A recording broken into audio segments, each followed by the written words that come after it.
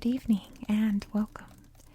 Tonight we're going to continue our read through of the History Year by Year book to look at some timelines. This is a really long chapter. We're going to cover 700 BCE to 500 CE. It's a very long time. A lot happened. So just like our other ones, we're just going to read these timeline pages, and we'll read the others another day because they're also very interesting. But let's just dive right in. We've got a lot of pages to read. So starting at 700 to 600 BCE. Let's see what we have here. In 689 BCE, Babylon sacked. Assyria was still the dominant civilization in Mesopotamia after its armies destroyed the city of Babylon. During the reign of Ashurbanipal, Assyria even conquered Egypt, but its empire had collapsed by 612 BCE. And moving on to 660 BCE, the first emperor. According to legend, Jimmu became the first emperor of Japan in 660 BCE. He was said to be descended from Amaterasu, the Japanese goddess of the sun. Then it's like right here in the crease in 652 BCE, Scythian success. The Scythians defeated the Medes tribe of northern Iran. The Scythians were nomads from Central Asia who migrated west to found a powerful empire in what is now Ukraine and southern Russia. They were skilled horsemen and buried their leaders in large mounds called kurgans. Moving on to 621 BCE, Draco's laws. A man named Draco gave Athens, Greece, its first set of laws. Because he prescribed the death penalty for nearly every crime, his name lives on. Harsh laws have come to be described as draconian. I bet you wondered where that word came from. Now you know. Moving to this point in history, 616 BCE, King of Rome. Tarquinius Priscus, who was an Etruscan by origin, became the fifth king of Rome. The first, Romulus, was said to have ruled from 753 to 716 BCE. Tarquinius Priscus won a series of battles over the neighboring tribes of Sabines, Latins, and Etruscans to make Rome the most important power in central Italy. And then finally, in 600 BCE, African round trip. According to the historian Herodotus, writing 160 years later, the Egyptian pharaoh Necho II sent a Phoenician fleet to explore the east coast of Africa. The Phoenicians were traders from Lebanon, admired for their seafaring know-how. Their ships sailed on around the tip of Africa into the Atlantic, reaching the Mediterranean Sea 3 years later. Off they go. Let's read some of these little boxes. We see from 685 to 668 BCE, the rise of military Sparta. After the Greek city-state of Sparta crushed the neighboring land of Messenia, Sparta forced the Messenians to become slaves or helots. But the helots outnumbered the Spartans. The risk of a revolt turned Sparta into a military state ruled by 2 kings and a council of elders. Killer looks. Beneath their bronze helmets, Spartan soldiers wore their hair long to appear more ferocious. Their tunics were dyed red to hide any bloodstains. Battle-ready troops. Sparta became the strongest military power in Greece. Sparta never bothered to build defenses against invaders. Its strength lay in its formidable army. All adult male Spartans were full-time soldiers, ready to fight for their city at any time. And over here we have a box from the first use of coins from 620 to 600 BCE. The world's first true coins were produced in the kingdom of Lydia in Anatolia, which is now Turkey. They were made of electrum, a mixture of gold and silver. Before this, metal bars and ingots or blocks were used for money. Coins were more portable, and the Greek city-states around the Mediterranean quickly adopted the idea. Alright, let's see. We're going to skip these pages, just look at the timelines from 600 to 500 BCE. Let's see what's next.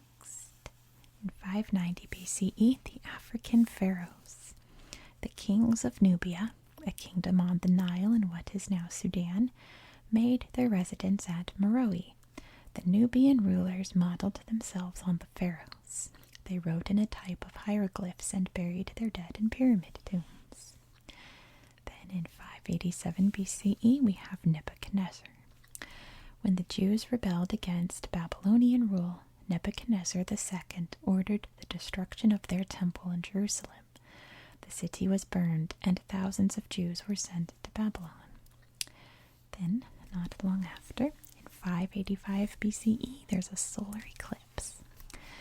Thales of Miletus, a Greek city-state in Anatolia, which again is now Turkey, correctly predicted a solar eclipse. Thales was one of the earliest Greek philosophers, or thinkers who asked questions about the natural world. Moving on down the timeline to 563 BCE, birth of the Buddha. According to tradition, Siddhartha Gautama was born a prince in northern India. He was so distressed by human suffering that he gave up his life of luxury and fasted beneath a tree for 6 years until he reached enlightenment. He became known as the Buddha, the Enlightened One, whose teachings are followed by millions of people today. There's his feet. Next, we have a lot happening in 550 BCE. The crease of the book here. We see the birth of Confucius. Confucius, or Confuzi, was a Chinese philosopher and teacher whose writings stressed respect for family elders, authority, and tradition.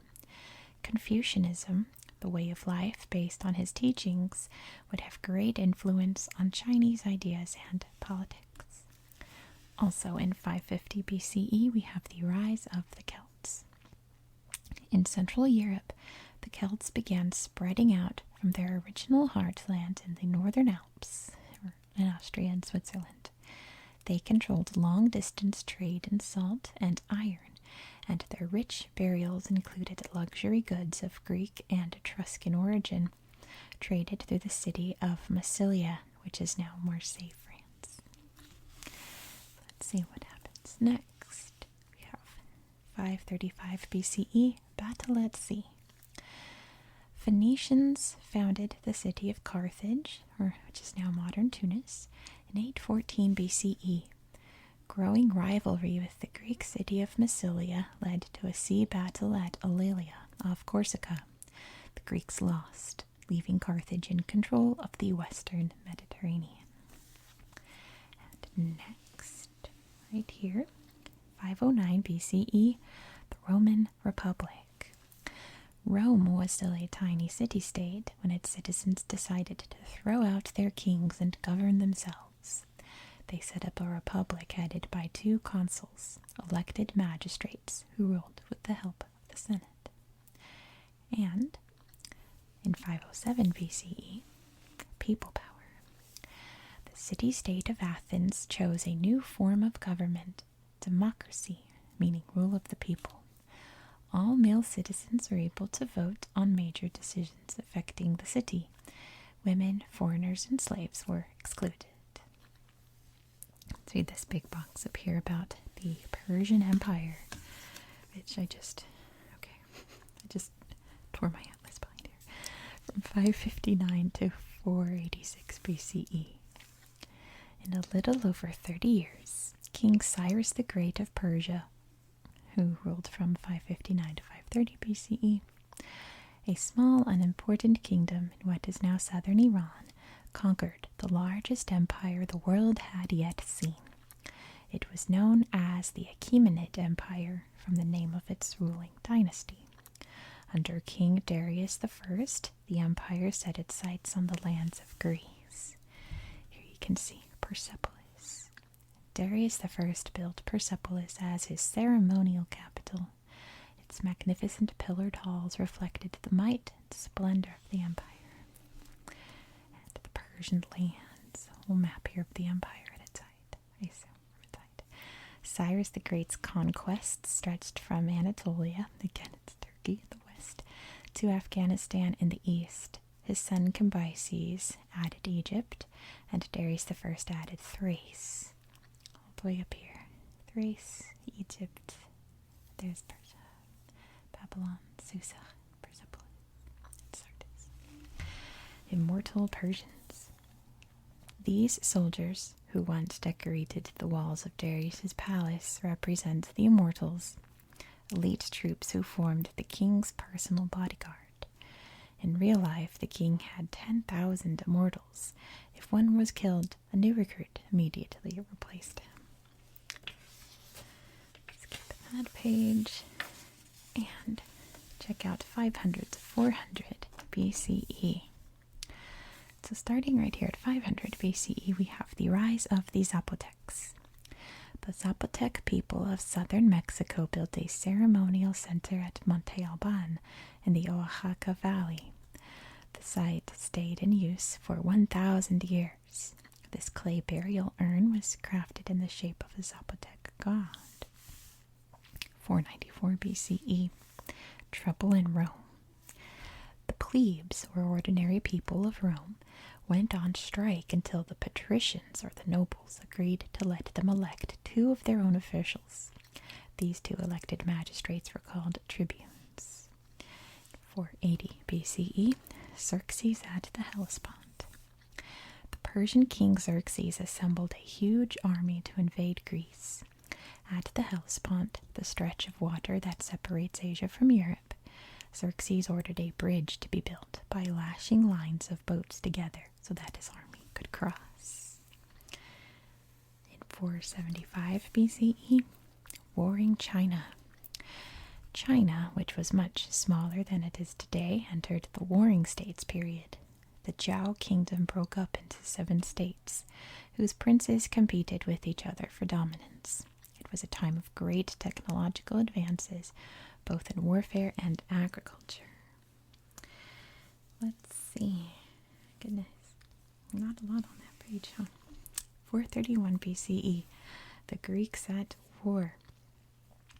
The Peloponnesian War broke out between Athens and its allies on one side, and Sparta and its allies on the other.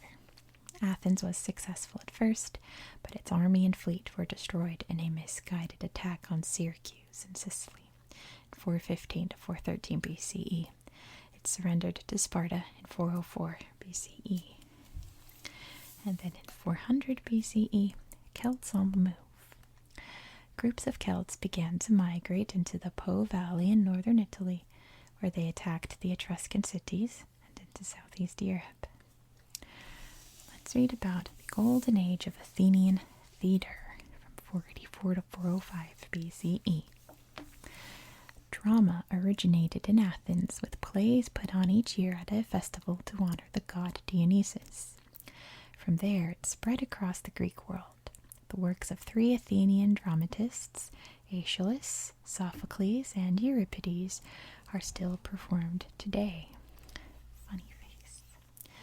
Both tragedies and comedies were put on. The actors in comic plays wore grotesque masks. This mask is of a slave, a popular butt of jokes. Acting in open air. Each city had its own theater. Ancient Greek theaters consisted of tiers of stone seats built in a semicircle into a hillside. The action took place in the central area called the orchestra. Also in Greece, in Athens, no less, we have the Parthenon. When the Persians attacked Athens in 480 BCE, they burned the temples on the Acropolis, the sacred hill overlooking the city. The Athenians never forgave this act of blasphemy. They built a new temple on the site, the Parthenon, dedicated to the goddess Athena. Classical architecture. The Parthenon, one of the most famous works of classical architecture, was constructed at the height of Athens' power in the mid-5th century BCE. Let's see what happens next in our timeline. From 400 to 300 BCE. Look at this cute little guy. In 400 BCE, we have the Chavin culture. The Chavin people, who lived in the Andean highlands of Peru, were flourishing at this time. They domesticated the llama and made pottery vessels of jaguars, monkeys, and other animals. So cute. The next year, 399 BCE, death by hemlock. The Greek philosopher Socrates was sentenced to death by swallowing poisonous hemlock. He had been found guilty of corrupting young Athenians with his ideas, a charge brought by his political enemies. There he is, about to drink the hemlock. 390 BCE, goose alarm. Cackling geese sounded the alarm when an army of Gauls or Celts tried to seize the Capitoline Hill in Rome. The geese woke the guards, but the warning came too late to save the rest of the city, which was sacked. Then, in 378 BCE, coup in Thebes, led by their general Epaminondas. Anyway, the Thebans drove a Spartan garrison out of their city. Thebes now became the most powerful Greek city-state. It headed a Greek uprising against Alexander the Great, who destroyed the city in 335 BCE. Getting a little ahead of ourselves. We're almost to Alexander. Heading over to 350 BCE, crossbows. Handheld crossbows came into use in China. The ancient Greeks also had a type of crossbow called a gastrophetes. Crossbows were used in warfare for hundreds of years. Then there's Alexander. Why don't we get to Alexander now? Because he's kind of an important part of the timeline. 356 to 323 BCE, Alexander the Great. One of the finest generals in history, Alexander became king of Macedon in northern Greece at age 20, after his father Philip II was murdered in 336 BCE. Alexander fulfilled Philip's plan to invade Persia. In 8 years, Alexander created an empire that stretched from Greece to northern India. When he died at age 32, his warring generals carved up his empire among themselves. Legendary hero. Alexander's military exploits made him a legend in his own lifetime. He founded and named many cities after himself, including Alexandria in Egypt, and believed he was a god. However, he died before producing an heir, because his son was born after his death. It was very complicated. The Battle of Issus. This Roman mosaic shows Alexander at the Battle of Issus in 333 BCE, where he defeated his rival Darius III for the first time. He is riding his favorite war horse, Bucephalus, whose name meant ox head. By 330 BCE, Alexander had conquered all of the Persian Empire. Let's look at the timeline. Key dates: 334 BCE, Alexander invaded Asia at the head of an army of 37,000 men. 332 BCE, Alexander conquered Egypt and made himself pharaoh. 331 BCE, he returned to Persia, defeated King Darius, and destroyed Persepolis. 326 BCE, after reaching northwest India, his men refused to go any farther east. And 323 BCE, Alexander died suddenly in Babylon after drinking with his companions. So that chapter of history ended. Continuing on to 305 BCE, Pharaoh Ptolemy. Ptolemy, one of Alexander the Great's Macedonian generals, made himself pharaoh, founding the last dynasty to rule Egypt. He began work on building the lighthouse at Alexandria, one of the 7 wonders of the ancient world. See it up there. And also we have some war elephants. Chandragupta Maurya, founder of the Mauryan dynasty of North India, gave 500 war elephants to Seleucus, another of Alexander's generals, in exchange for most of Afghanistan. Is it Seleucus? Because I know he founded the Seleucid dynasty. Seleucus, I'm not sure. Seleucus used them in his wars against his rivals. Let's see what's next. 300 to 200 BCE. In 300 BCE, we have some Peruvian mummies. Hundreds of mummies from around 300 BCE have been found in the dry Paracas Peninsula of Peru. The bodies were seated and wrapped in long layers of brightly colored cloth. It is believed that the cultures of the Andes treated the mummies of their ancestors as sacred objects. Then in 290 BCE, Roman domination. The city of Rome ruled nearly all of Italy after winning a 50-year war against the Samnites. Only the north, occupied by the Gauls, and a handful of Greek cities in the south remained unconquered. Moving on to 280 BCE, Colossal Statue. The Colossus was a vast statue erected in the harbor of the Greek island of Rhodes. The giant bronze statue of the sun god Helios stood for only 56 years before being toppled by an earthquake. Then in 262 BCE, Buddhist ruler. Appalled by the violence of war, the Mauryan emperor Ashoka became a convert to Buddhism. He built the great stupa at Sanchi to house relics of the Buddha, as you can see up here. Moving on to, looks like 221 BCE, the first emperor of China. Let's see. Shang, ruler of the kingdom of Qin, conquered the other 6 warring states of China and proclaimed himself Qin Shi Huangdi, or the first emperor. This portrait comes from an 18th century album of Chinese emperors. And moving on to 212 BCE, death of Archimedes. The Greek mathematician Archimedes was killed by Roman soldiers at the siege of Syracuse. A great scientist, he is supposed to have set fire to the Roman ships using a large mirror to reflect the sun's rays. Archimedes is also said to have figured out how to measure volume while sitting in his bath.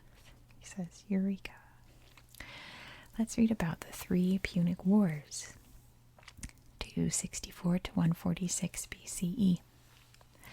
The Punic Wars were fought between Rome and the city of Carthage in North Africa for control of the western Mediterranean. The Third Punic War resulted in the final destruction of Carthage. Punic derives from Puni, the Latin name for the Carthaginians. War at sea. The First Punic War was fought for control of Sicily. The Carthaginians were expert sailors, but the Romans built a fleet and defeated them at sea to win the war. Hannibal crosses the Alps. In 218 BCE, the Carthaginian general Hannibal crossed the Alps with a large army and 37 elephants to attack Rome from the north. He destroyed the Roman army at the Battle of Cannae, but Rome went on to win the Second Punic War in 201 BCE. Isn't that right, Topple? Yes. Okay, let's move on to Qin Shi Huangdi's warriors. Now let's check out this timeline some more. 200 to 100 BCE. Alright, starting in, looks like 171 BCE, powerful Parthian. Mithridates I, king of Parthia in northeastern Iran, seized Mesopotamia from the Seleucids, the dynasty that ruled western Asia. His victory created an empire that stretched from Iraq to Afghanistan. Let me get a drink real quick. Tonight's crunching. I know I usually have like tea or water. Tonight I have Red Bull. Isn't that bad? Oh well, I'm filming a lot of videos tonight. 164 BCE, Jewish revolt. Judah Maccabee, a Jewish freedom fighter, captured Jerusalem and rededicated the temple to God, an event commemorated each year by the Jewish festival of Hanukkah. Maccabee and his followers were fighting to regain the independence of Judea, now Israel, from a tribe called the Seleucids. Moving on to 150 BCE, Bactrian king. Menander, king of the Indo-Greek kingdom of Bactria, which is now in Afghanistan, converted to Buddhism. His reign was a time of great prosperity, but the Bactrian kingdom collapsed soon after his death in 131 BCE. Sakas, or the Scythians, invaded the region from Central Asia. In 146 BCE, mighty Rome. On the orders of the Senate, a Roman army destroyed the city of Carthage in North Africa, burning it to the ground. That same year, Rome captured Corinth and completed its conquest of Greece. Moving on to 121 BCE, Han Emperor Wudi expelled the Xiongnu nomadic raiders from Mongolia who had invaded China. Wudi was the 7th emperor of the Han dynasty, which had come to power in 202 BCE. He was a strong ruler who built up the authority of the emperor at the expense of the nobles and made Confucianism the state religion. Then in 110 BCE, Silk Road from China. The Silk Road, the land trade route that ran across the mountains and deserts of Central Asia to the Mediterranean, named for the silk trade, was busy at this time. Only the Chinese knew the secret of making silk, which was highly prized in Rome. Let's see what else is happening in the world. From 200 BCE to 800 CE, we have the Pacific Voyagers. Polynesian settlers were venturing from the islands of Fiji and Tonga far across the Pacific. Using their knowledge of the stars, currents, and the flight patterns of birds to navigate the vast ocean expanses, they reached Rapa Nui, or Easter Island, by 300 CE and Hawaii by 600 CE. Look at this stick chart. The Polynesians made sea charts using sticks to show the currents and shells, to represent the islands. It's really beautiful. The big Polynesian canoe. The Polynesians' sailing canoes were made up of 2 wooden holes lashed together with rope. Floats called outriggers helped keep them stable. It's still so remarkable how they managed to find all the islands like that out in that vast ocean. It's so incredible. Then, from 105 to 101 BCE, Rome's new army. Rome's unending wars of conquest were causing difficulties. Only landowning citizens were allowed to fight in the army, and they were reluctant to leave home for long periods. Gaius Marius, an ambitious general and politician, changed this by opening up the army to all citizens, turning it into a disciplined professional force. With his new army, he won victories in North Africa and northern Italy. So here's the soldiers' gear. It says, Marius expected his soldiers to carry their own gear and cook their own food. A soldier's pack could weigh as much as 90 pounds. It's a lot to carry. They're responsible for their own food. It's pretty rough. Moving on in history. I think this is another important person interrupting the timeline here. Julius Caesar, 100 to 44 BCE.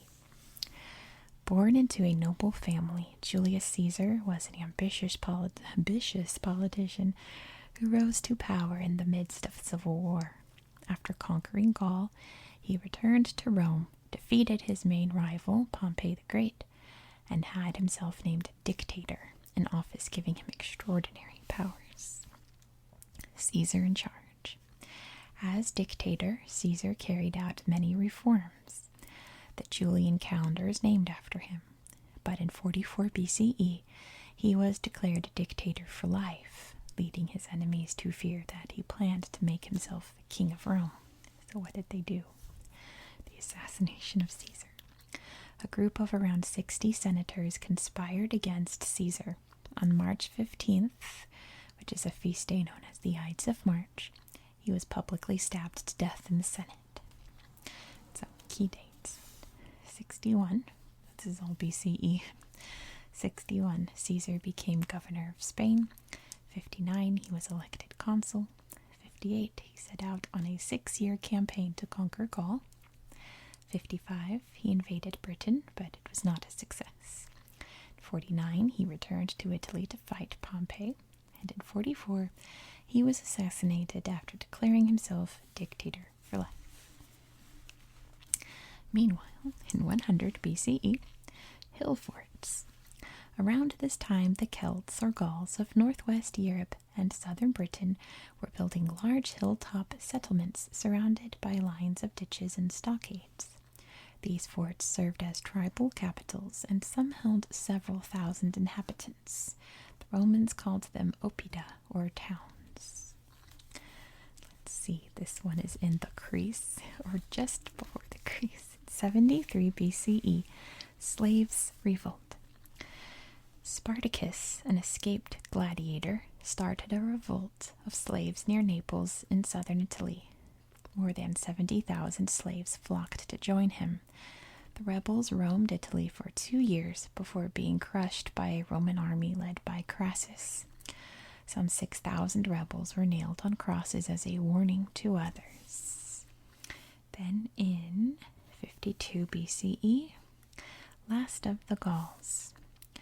Vercingetorix, war leader of the Gauls, surrendered to Julius Caesar after the siege of Alesia, a hill fort in eastern France. Caesar had Vercingetorix sent to Rome, paraded through the streets, and then strangled. Vercingetorix's defeat ended the wars in Gaul. Let's see what's next. 27 BCE, the first Roman emperor. Octavian was granted the title of Augustus, in effect making him emperor.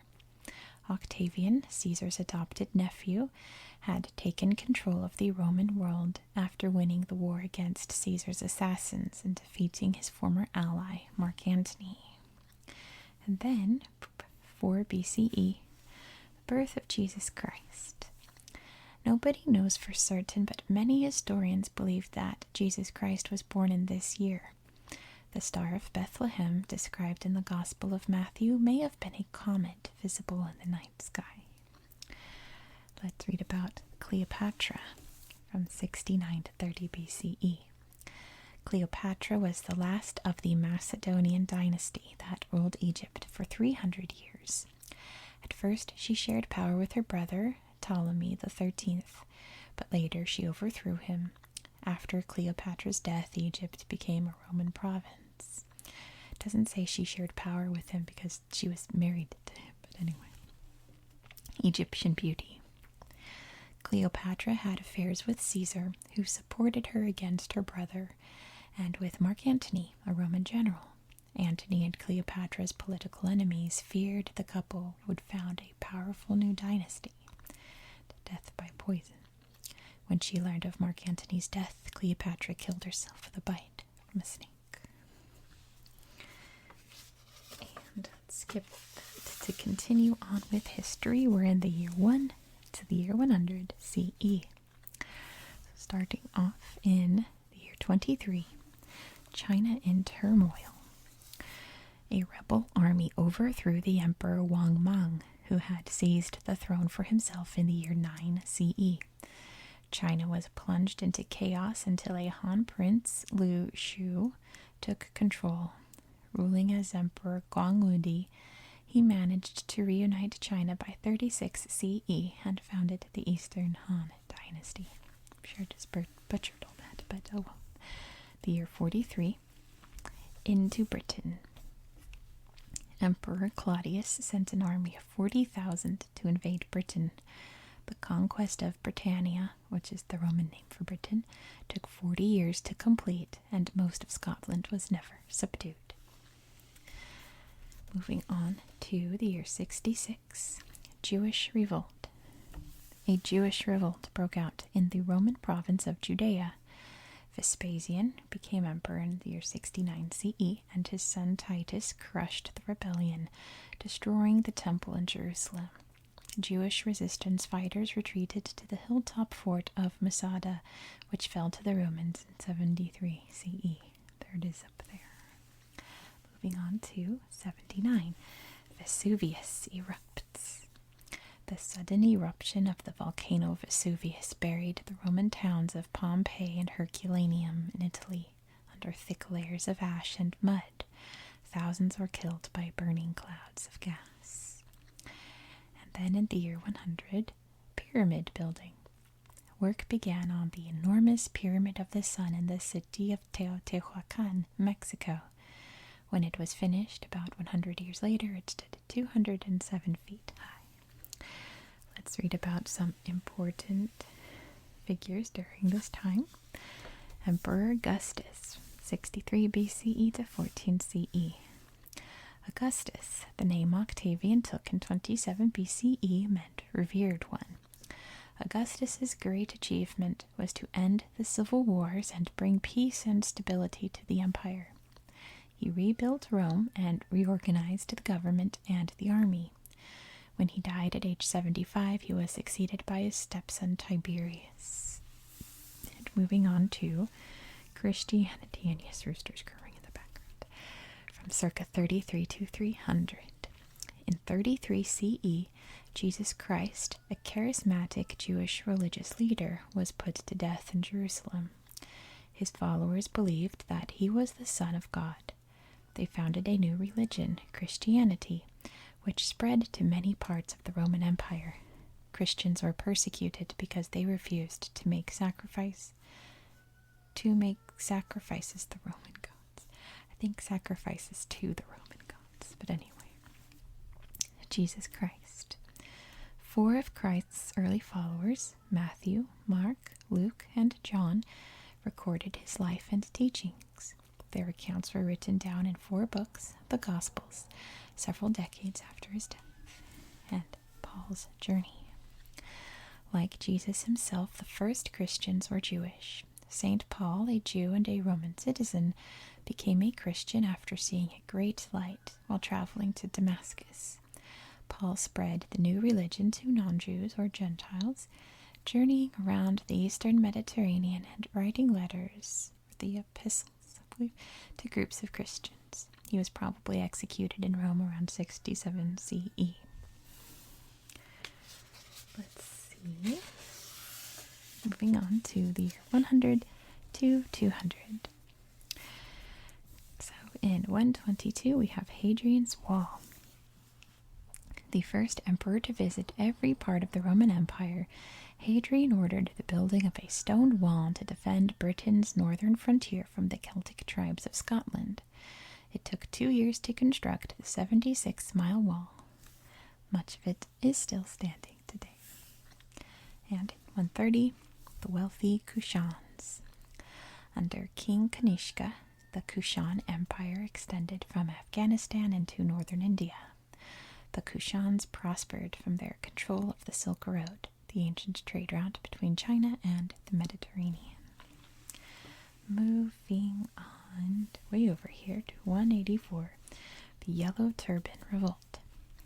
Up to 400,000 rebels wearing yellow turbans went on the rampage in China. They were crushed, but the authority of the Han Emperor was fatally weakened.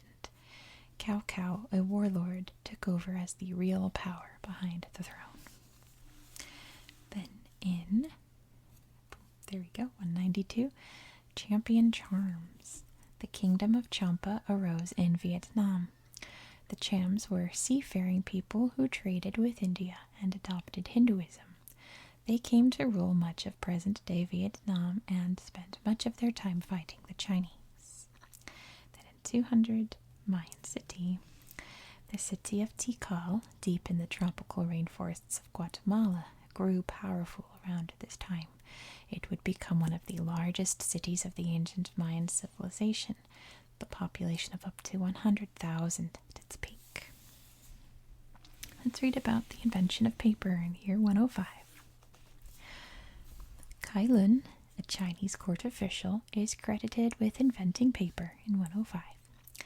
In fact, paper was already being made in China. Kai Lun reported on the process to Emperor He, and a note of it was made in the records. Paper was used both for writing and for wrapping. The Chinese even had toilet paper. They're making paper. Paper was made from plant fibers. In this 19th century engraving, two men beat and split bamboo stems, then a third soaks the bundles in water. Chinese writing. The Chinese wrote on paper and silk. Ink came in a hard stick that the writer ground against a stone and then mixed with a little water. He applied the ink with a brush, like this one. Like this one. There you go. Let's read about Marcus Aurelius, 121 to 118. Roman Emperor Marcus Aurelius was a peace-loving man who was constantly at war. First of all, he had to fight the Parthians on the eastern frontier. Then he had to deal with an invasion from the Marcomanni, Germanic tribes who lived north of the Danube River. He left the empire in good shape after his death. Philosopher Emperor. A lifelong lover of learning and philosophy, Marcus Aurelius wrote down his thoughts about life in a book called The Meditations. Flesh and Blood. Marcus's son Commodus had no interest in government and spent all his time at the games. He took part in staged animal hunts in the Colosseum, supposedly slaying 100 lions in one day. Yeah, I'm sure you did, Commodus. So key dates. In 161, Marcus Aurelius became emperor, ruling at first with his adopted brother Lucius Verus. 166, the Romans won the Roman-Parthian War. In 179, Marcus Aurelius defeated the Marcomanni near Vindobona, which is now Vienna. And in 180, Marcus Aurelius died and his son Commodus became emperor. Let's see what happens next in history. We have, in the year 220, the last of the Han. The Han dynasty finally collapsed and China broke up into separate states during the Three Kingdoms period. In 280, China was reunited under the Western Jin dynasty. 224, Persian coup. Ardashir I overthrew the Parthian emperor of Persia, Artabanus V, to found the Sasanian or Sassanid dynasty of rulers. A symbolic scene carved in the cliff face at Nakhsha-Rustam in Iran shows Ahura Mazda, high god of the ancient Persians, making Ardashir king. There we go. Moving on to 250, Japanese kingdom. In Japan, a kingdom was emerging in the Yamato region of Honshu Island. Its rulers extended their control across most of Japan over the next 2 centuries. In 260, Empire in crisis. The Roman Empire was plunged into crisis after Emperor Valerian was taken prisoner by the Sasanian king Shapur I. Meanwhile, barbarian invaders threatened the empire's northeastern frontiers, and a usurper set up a breakaway Gallic empire in the west. 269, Warrior Queen.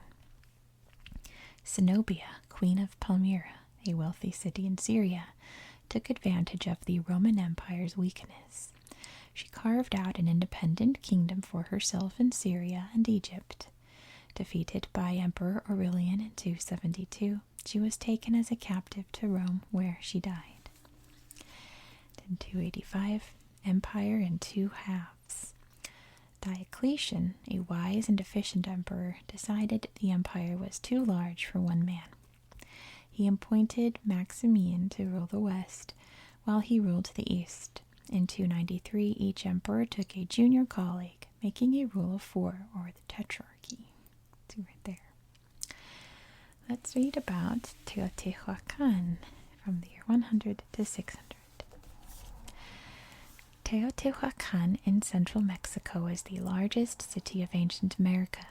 Built between 100 and 250, it covered an area of more than 11 square miles. Its people traded widely, and its influence was felt as far as Guatemala. The city was at the peak of its power around 500, but fell into decline a century later. The City of the Gods. Teotihuacan was laid out as a sacred site dedicated to the gods. This view looks down the Avenue of the Dead from the Pyramid of the Moon. On the left is the Pyramid of the Sun, one of the world's largest pyramids. face to face. This impressive stone mask was probably made for the statue of a god to wear. Skillfully worked, it is covered with turquoise, obsidian, and coral, and the staring eyes are of mother of pearl. Right, and next, from 300 to 400, another figure interrupting our timeline here, Constantine the Great. Constantine I was proclaimed emperor in the West in 306, but was immediately plunged into civil wars against his co-emperors and rivals. He claimed that the Christian god helped him secure victory for the control of Rome against the usurper Maxentius in 312, and the next year he and his co-emperor Licinius issued the Edict of Milan, allowing freedom of worship throughout the empire. For Christians, this put an end to the constant threat of persecution. Sole Emperor. In 324, Constantine became the sole emperor after defeating Licinius and ordering his execution. Constantine continued to support Christianity and ordered the building of churches throughout the empire. However, he was not formally baptized a Christian until just before his death. And here we see Constantinople. Constantine's greatest legacy was the city of Constantinople, now known as Istanbul, the new capital he founded for the Eastern Empire. This medieval map shows some of its early churches and monuments. Here are the key dates in his life. 306, Constantine was proclaimed emperor. 312, he won the Battle of the Milvian Bridge. 313, Constantine ended the persecution of Christians. 324, Constantine founded Constantinople as a new capital to rival Rome. 337, he was baptized as he lay on his deathbed. Meanwhile, in 317, China divides. Northern China was overrun by nomads and broke up into 16 kingdoms. The Eastern Qin dynasty established itself in the south of the country, ruling from Nanjing. In 320, Indian ruler Chandragupta I became king of the small state of Gupta in northern India. Conquering far and wide, he founded the Gupta Empire that dominated India for 200 years. Let's see where we go next. 340, African convert. King Azana of Aksum, which is now modern Ethiopia, was converted to Christianity by a Syrian missionary, Frumentius. The brutal places, the burial places of the kings of Aksum were marked by tall granite obelisks. This one's 78 feet high. In 361, Return of the Gods. Civil wars followed the death of Constantine I. His nephew Julian, who became emperor in 361, tried to restore paganism in the empire, but died fighting the Persians 2 years later. And in 391, Theodosius I. Having made Christianity the official religion of the Roman Empire in 380, Theodosius I went on to outlaw pagan sacrifices in 391. He ordered the destruction of many pagan temples. Let's read about some barbarian attacks from 376 to 395. When the Huns, nomads from Central Asia, migrated into Eastern Europe, they caused panic among the Germanic tribes on the edge of the Roman Empire. In 376, the Goths asked to settle within the empire. They were refused, and Emperor Valens died fighting them. They entered anyway, and were given land in the Balkans. In 395, Alaric led the Goths in an uprising against Rome. This combat weapon. The favorite weapon of the Franks was a throwing axe they'd hurled at the enemy. That's scary. And a Visigothic warrior. The Goths later split into two groups, Visigoths and Ostrogoths. The Visigoths went west, invaded Gaul, and later founded the Kingdom of Spain. The Ostrogoths, or the Eastern Goths, founded a kingdom in Italy. Here's some more Germanic tribes. The Romans gave the name barbarian to all peoples from outside the empire. The Germanic tribes originally lived to the north and east. So they were the Goths. This tribe migrated south from Scandinavia to the Black Sea area. There's the Franks. This group of tribes settled on the lower Rhine, northern Germany. There's the Vandals. This people eventually set up a kingdom in North Africa. And then the Jutes, Angles, and Saxons. These people invaded England from Denmark and northern Germany. And what I assume is going to be the last page, because, right, yes, it's going to end at 500 CE, covering 400 to 500. So in 406, Rhine crossing. On the last day of the year, a barbarian horde crossed the frozen Rhine River from Germany to invade the Roman Empire. They swept through Gaul until they reached the Pyrenees. In 407, it says, Britain farewell. Constantine III, a general serving in Britain, declared himself emperor. He crossed to Gaul, taking the troops remaining in Britain with him. Britain no longer had links with the Roman Empire. After 450, Angles, Saxons, and Jutes from Denmark began migrating into southern and eastern Britain. 410, the sack of Rome. Alaric, leader of the Visigoths, invaded Italy and captured Rome. He asked for gold and silver in return for sparing it. When this was refused, his troops looted the city. In 455, Vandal raiders from North Africa sacked Rome even more thoroughly. In 425, Japanese burial mounds. The Yamato rulers of Japan were building large keyhole-shaped burial mounds known as kofun. The largest, the Daisen Kofun, was said to be that of Emperor Nintoku. Yamato Japan had close links with China and Korea. Look at this sweet bear. It's really cute. Moving on to 476, Rome falls. Italy was virtually the only part of the Western Empire still under imperial rule. Odoacer, a barbarian general in the Roman army, overthrew the last emperor, a young boy called Romulus Augustulus, to make himself king of Italy. After 500 years, the Roman Empire in the west was at an end. The Eastern, or Byzantine Empire, with its capital at Constantinople, survived until 1453.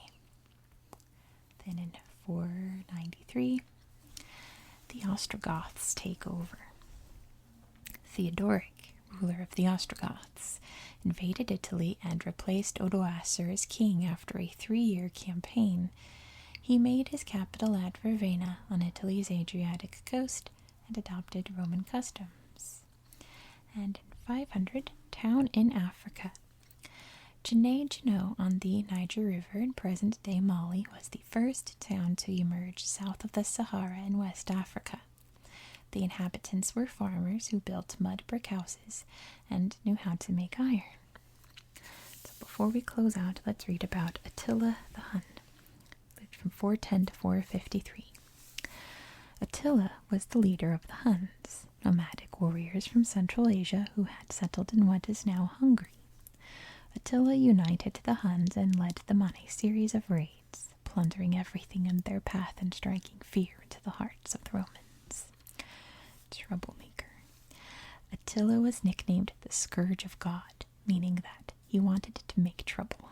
His long skull was due to the Huns' custom of binding babies' heads. Fierce warriors.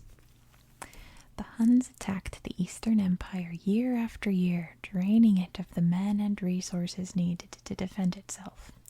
Superb riders, the Huns controlled their horses at high speeds as they rained arrows and javelins on their enemies.